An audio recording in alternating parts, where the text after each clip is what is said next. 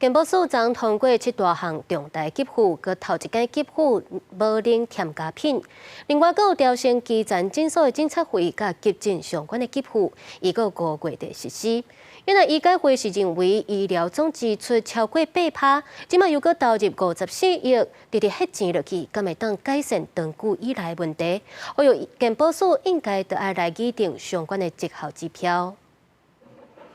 过去早产的红婴仔，清早因为出世的体重无够，就要住伫保温箱内底，除了饲母奶补充营养。等到红婴仔的体重达到1公斤了后，真侪医生拢会建议讲，伫母奶内底加食品，强化早产的红婴仔因的免疫功能甲成长。即马健保署头一届通过，决定5月份开始，掺伫母奶内底的食品，健保会给付。母乳添加剂是比较贵的，每天都要，每一餐都要的东西，首次通过这个营养品来给付，对我们 早产婴儿很大突破。掺伫母奶内底的食品，健保有给付的对象，包括出世的体重伫1800公克以下，或者是有新伫37礼拜进前出世的红婴仔，每一年差不多会有2200个红婴仔受惠，经费差不多是3400万。详时考虑病院收治高危险生产的个案较侪，未来病院生产的给付会比较基层院所保障1点1块。自然产的生产在夜间跟假日，那么我们也给予这个30% 的加成。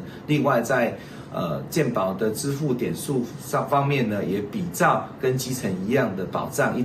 块钱。另外，因为基层诊所的护理费是包伫诊测费内底，为了照顾基层诊所的护理人员，这个基层诊所的诊测费嘛会调悬。诊所当然乐观其成，因为现在护理师难聘，而且要高薪才聘得到。 但希望这个费用是外加的费用，而不是在总额内给付，否则只是吃诊所的豆腐而已。现在急诊相关的给付有4大标准爱调整，包括调关急诊医护人力支付，甲调关急救责任病院甲护病房的支付，还有2道急救责任病院急诊加成，甲调关大院病床护理费。这调整的措施按算5月份实施，会导致42亿4千万。今年政府在医疗总支出已经突破了8%，那至今又要投入54亿。 针对这些常年的成额，是否能够透过一昧的砸钱就能够获得改善？医改会呼吁健保署拟定相关绩效的指标，才会当让医疗体系发展更加健全。公司新闻台北报道。